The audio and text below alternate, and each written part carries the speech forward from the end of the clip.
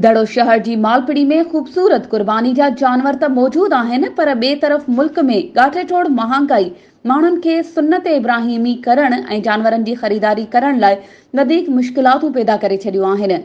महांगाई सबब वापारियुनि पारां जानवरनि जा रेट वधाए छॾिया, ख़रीदार अघु पुछी वापसि वञण लॻा। वापारियुनि जो चवणु आहे त कुर्बानी जा जानवर असां महांगा वरिता आहिनि। महांगाई जे करे जानवरनि जी कूत बि हाणे असांखे नुक़सान ॾेई रहियो आहे। मजबूरन असांखे अघु वधीक ॿुधाइणा पवनि था। उन बावजूद बि असांखे लखें रुपयनि जो नुक़सान थियण जो ख़दशो आहे। जॾहिं त हितां खां कराची माल विकिरो करण वञूं था, हू असांखे किराए समेत ॿियनि ख़र्चनि में वधीक महांगो पवे थो।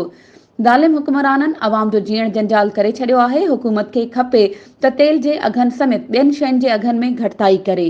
मिस्किन माण्हू मजूरी वारा वापारी असांखे माल खपे कोन थो, जेको लख 20,000 जो ख़रीद आहे उहो 70, 50, 60 जो पियो घुरिजे। केॾा वञूं असां सां वही लॻो पिया, गाॾी नारा 10,000 रुपया किरायो वठंदो, उन जॻह ते हींअर 18,000 रुपया पिया वठनि।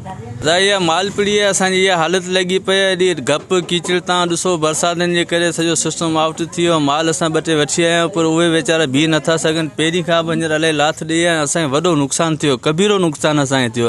हाणे केॾां वञूं, हिकिड़ी महांगाई, हिकिड़ा पेट्रोल जा रेट हाई थी विया आहिनि। हाँ किथे वञूं, छा करियूं, असांखे का ॻाल्हि सम्झ में नथी अचे। वठी आहियूं, 12 ॾींहं वञूं था त मिले कोन थो।